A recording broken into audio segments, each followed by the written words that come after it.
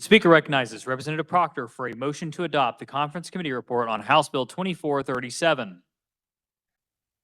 Thank you, Mr. Speaker.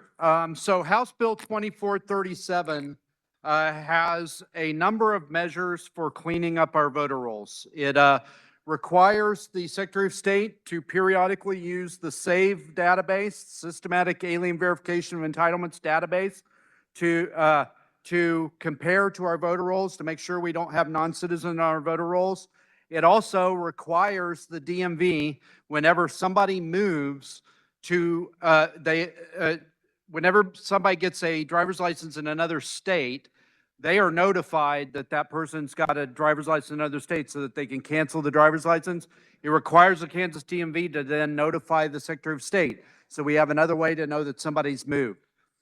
It has a couple measures that I really like about identifying people who've deceased so that we can take them off voter rolls. The first one is a family member can go into their local election office, sign an affidavit that says, my mom, my dad, my husband, my wife has passed away, and they can be taken off the voter rolls.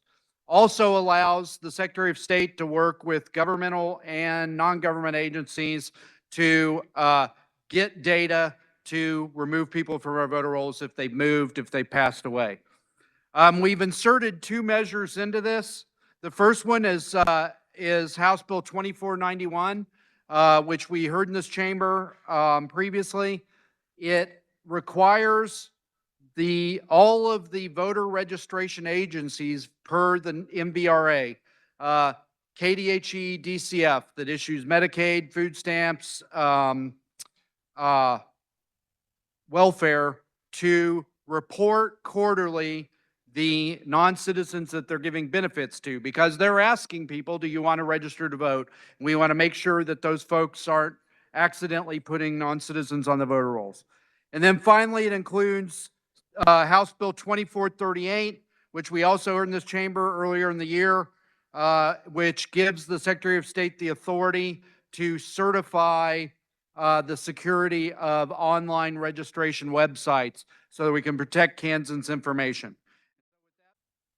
Mr. Speaker, I'll just highlight two things that were set up here because one of the other representatives asked me to bring it up. The first one, I heard, I believe it was my ranking minority member, make the claim that if my sister doesn't like how I vote, which she probably doesn't, she could go in and she could sign an affidavit and I'd be taken off the voter rolls and I would have to prove I was alive.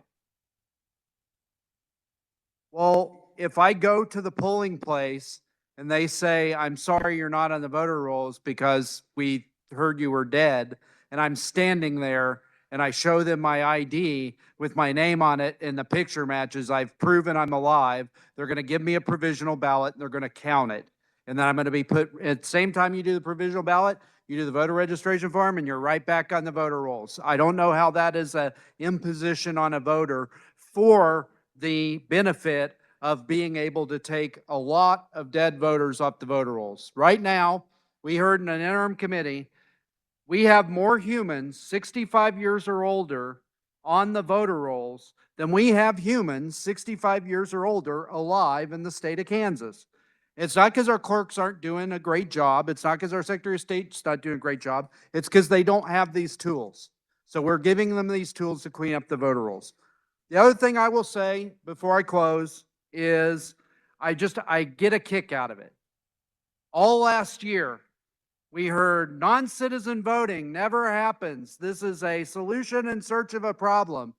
And then we passed the DMV bill 2020 so that the DMV, I'm sorry, not the DMV bill, or yeah, the DMV bill, where they had to report the non-citizens who they gave driver's license to. And the Secretary of State started sending data to the SAVE database, which is exactly what this requires them to continue doing.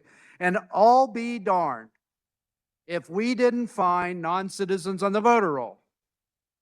2 of them being prosecuted right now for voting.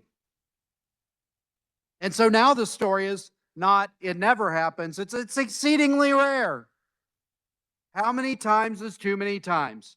Every time a non-citizen votes, an invalid voter votes, they are canceling out the vote of a valid voter. They are disenfranchising a valid voter. So I urge you to support this measure, and Mr. Speaker, I close on my motion.